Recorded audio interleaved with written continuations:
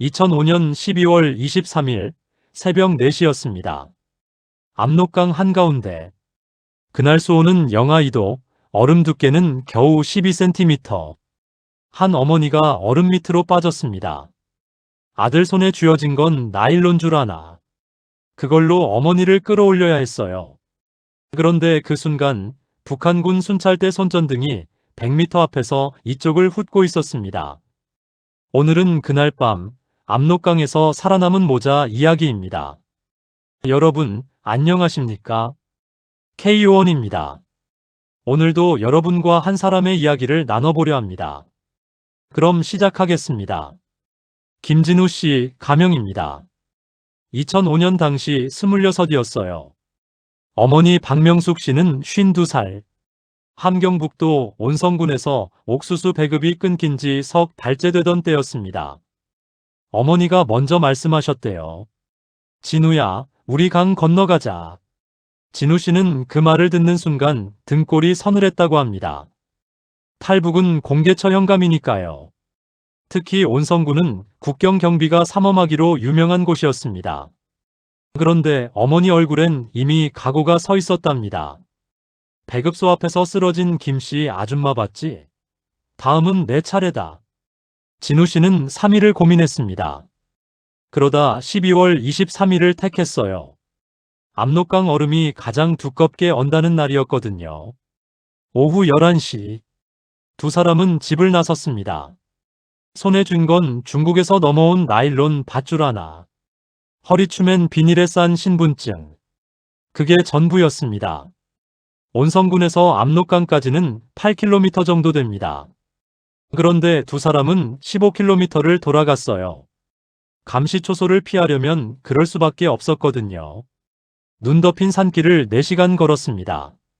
진우 씨가 앞장서고 어머니가 뒤따랐죠. 발자국이 눈에 남지 않게 나무가지로 계속 지워가면서요. 새벽 3시 50분. 드디어 압록강이 눈앞에 나타났습니다. 어머니 숨소리가 거칠어졌대요. 원래 심장이 안 좋으셨거든요. 진우 씨는 어머니를 나무 뒤에 앉혔습니다. 그리고 강변을 살폈어요. 북측 순찰대는 1시간에 한 번씩 지나갑니다. 방금 지나간 지 20분. 다음 순찰까지 40분 남은 상황이었죠. 근데 문제는 중국 쪽이었습니다. 중국 공안은 불규칙하게 움직이거든요. 언제 나타날지 알 수가 없어요. 진우 씨는 밧줄을 자기 허리에 묶었습니다. 그 다음 어머니 허리에도 묶고요. 어머니, 제가 먼저 건너갑니다. 절대 혼자 오시면 안 됩니다. 어머니는 고개를 끄덕였어요. 새벽 4시 정각. 진우 씨는 나무 막대기로 얼음을 두드리며 천천히 나아갔습니다. 50m를 건넜어요. 딱 중간 지점이었죠. 이제 어머니 차례였습니다. 어머니, 천천히 오세요. 어머니가 얼음 위로 올라섰습니다. 그런데 바로 그때였어요. 얼음 갈라지는 소리가 들렸습니다. 진우 씨는 순간 온몸이 굳었어요. 얼음이 무너졌어요. 어머니가 물속으로 빠졌습니다. 진우 씨는 바로 밧줄을 당겼습니다. 그런데 밧줄이 팽팽해지면서 진우 씨 몸도 얼음 위에서 미끄러지기 시작했어요. 어머니는 물속에서 허우적거렸대요. 손으로 얼음 모서리를 잡았다 놓쳤다를 반복하면서요. 진우 씨는 얼음에 엎드렸습니다. 몸무게를 분산시켜서 더 안 미끄러지게 하려고요. 그리고 두 손으로 밧줄을 꽉 움켜쥐었습니다. 그런데 옷에 물이 스며들면서 어머니 몸이 2배는 무거워졌어요. 진우 씨 손에서 피가 났습니다. 밧줄이 손바닥 살을 파고들었거든요. 바로 그때 북측 순찰대 목소리가 들렸어요. 저기 뭔가 움직인다. 손전등 불빛이 강 위를 훑기 시작했습니다. 진우 씨는 선택해야 했습니다. 밧줄을 놓고 도망치면 살 수 있었어요. 하지만 어머니는 얼음 아래로 사라지겠죠. 밧줄을 잡고 있으면 순찰대에 걸립니다. 총에 맞아 죽을 수도 있고요. 저는 밧줄을 놓을 수 없었어요. 어머니셨으니까요. 진우 씨는 이를 악물고 밧줄을 끌어당겼습니다. 어머니 얼굴이 수면 위로 올라왔어요. 어머니가 숨을 헐떡였습니다. 입술은 벌써 파래져 있었어요. 손전등 불빛이 점점 가까워졌습니다. 진우 씨는 마지막 힘을 다해 밧줄을 당겼어요. 어머니 상반신이 얼음 위로 올라왔습니다. 어머니, 팔로 얼음을 짚으세요. 어머니가 떨리는 손으로 얼음을 움켜잡았어요. 진우 씨는 뒤로 몸을 젖히며 밧줄을 당겼습니다. 드디어 어머니 몸 전체가 얼음 위로 올라왔어요. 그런데 순찰대는 벌써 50m 앞까지 와 있었습니다. 거기 누구냐? 진우 씨는 어머니를 일으켰어요. 둘은 비틀거리며 중국 쪽 강둑으로 뛰었습니다. 탕, 탕, 총소리가 울렸어요. 하지만 어둠 속이라 조준이 정확하지 않았습니다. 총알은 얼음을 맞히고 튕겨나갔어요. 진우 씨와 어머니는 강둑 갈대밭으로 뛰어들었습니다. 그리고 그대로 쓰러졌습니다. 중국 공안은 탈북자를 잡으면 북한으로 보냅니다. 그러면 정치범 수용소로 가는 거죠. 진우 씨는 어머니를 업었어요. 어머니는 의식이 몽롱했습니다. 저체온증 초기 증상이었어요. 어머니, 정신 차리세요. 조금만 더 가면 됩니다. 진우 씨는 미리 알아둔 조선족 마을 방향으로 걸었습니다. 약 3km 거리였어요. 새벽 5시. 마을이 보였습니다. 그런데 그 순간 개 짖는 소리가 들렸어요. 진우 씨는 재빨리 헛간 뒤로 숨었습니다. 마을 사람이 나와 두리번거리다가 다시 들어갔어요. 진우 씨는 빈 헛간을 발견했습니다. 문이 안 잠겨 있었어요. 둘은 헛간 안으로 들어갔습니다. 어머니 옷이 얼어붙어 있었대요. 저는 제 옷을 벗어서 어머니를 감쌌습니다. 헛간 안 온도는 영하 10도. 진우 씨는 어머니를 껴안고 체온을 나눴습니다. 밤새 깨어 있으면서 어머니 숨소리를 확인했어요. 다음 날 아침, 헛간 주인 할머니가 문을 열었습니다. 진우 씨는 벌떡 일어나서 중국어로 말했어요. 할머니, 살려주십시오. 할머니는 놀란 표정으로 두 사람을 봤습니다. 그러더니 한국말로 물었어요. 북에서 왔나? 예. 할머니는 한숨을 쉬었습니다. 그리고 말했어요. 7일만 숨어 있어. 그 다음엔 내가 사람을 연결해 줄게. 헛간에서의 7일은 정말 길었다고 합니다. 할머니는 매일 새벽 4시에 밥을 갖다 줬어요. 찬밥에 김치 조금, 물 한 병. 그게 전부였지만 진우 씨와 어머니에겐 생명줄이었습니다. 낮엔 숨소리도 죽이고 있었어요. 7일째 되던 밤, 할머니가 왔습니다. 오늘 밤 11시에 차가 온다. 짐칸에 타. 내릴 때까지 절대 소리 내지 마. 밤 11시, 낡은 화물차 한 대가 헛간 앞에 섰습니다. 운전사는 말이 없었어요. 그냥 뒤쪽을 가리켰습니다. 짐칸 안에는 벌써 사람들이 있었어요. 모두 탈북자들이었습니다. 12명이었어요. 차가 출발했습니다. 중국 내륙을 가로지르는 여정이 시작된 거죠. 화물차는 낮엔 멈추고 밤에만 달렸습니다. 짐칸 안은 추웠어요. 환기구가 하나밖에 없어서 숨쉬기도 힘들었고요. 셋째 날 한 분이 쓰러졌어요. 그제야 운전사가 문을 열어줬어요. 넷째 날엔 검문이 있었습니다. 중국 공안이 차를 세웠어요. 운전사와 뭔가 얘기하는 소리가 들렸습니다. 짐칸 안 사람들은 숨도 안 쉬었어요. 공안이 뒷문 손잡이를 잡았습니다. 그 순간 운전사가 큰 소리로 뭐라고 했어요. 중국어라서 뭔지는 모르겠지만 화난 목소리였다고 합니다. 공안이 손을 놨어요. 그리고 가버렸습니다. 나중에 들으니 운전사가 돈을 줬대요. 차는 다시 달렸습니다. 8일째 되던 날 윈난성에 도착했어요. 거기서 또 다른 차로 갈아탔습니다. 이번엔 승합차였어요. 6명만 탔습니다. 여기서부터는 산길이었어요. 차가 너무 흔들려서 토할 것 같았습니다. 15일째.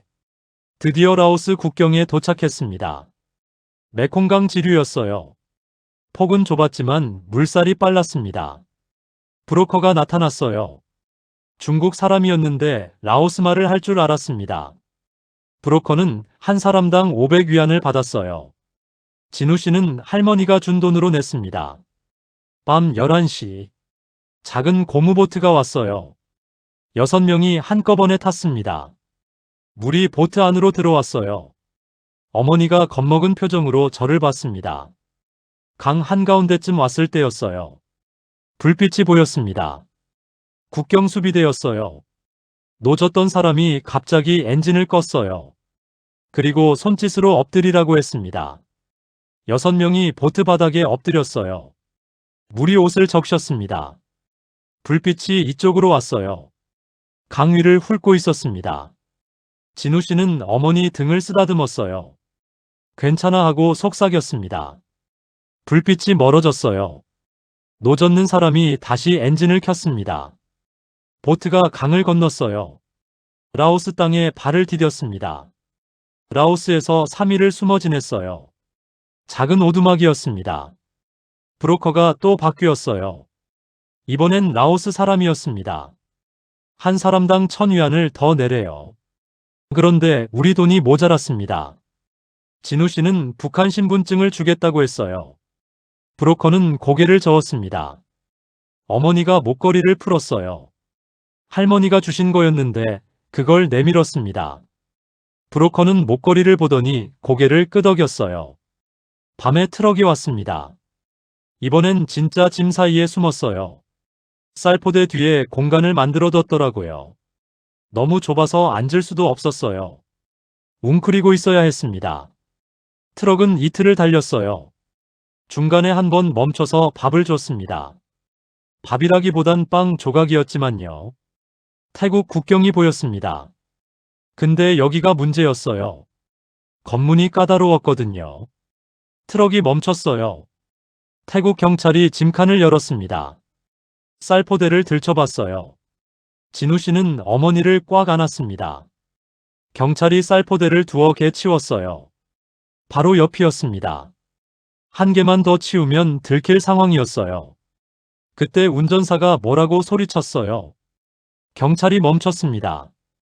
둘이 뭔가 얘기하더니 경찰이 그냥 가버렸어요. 또 돈을 준 거래요. 태국 땅에 도착했습니다. 방콕에서 200km 떨어진 작은 마을이었어요. 거기서 일주일을 기다렸습니다. 브로커가 한국 대사관과 연락하는 동안이었어요. 어머니 상태가 안 좋았어요. 계속 기침을 하셨습니다. 진우 씨는 브로커한테 약을 구해달라고 했어요. 브로커는 돈을 또 달래요. 진우 씨는 신발을 벗었습니다. 그리고 깔창을 뜯었어요. 거기 숨겨둔 중국 돈이 있었거든요. 마지막 남은 돈이었습니다. 브로커는 약을 사왔어요. 어머니는 약을 먹고 좀 나아졌습니다. 2006년 3월 10일. 차가 왔어요.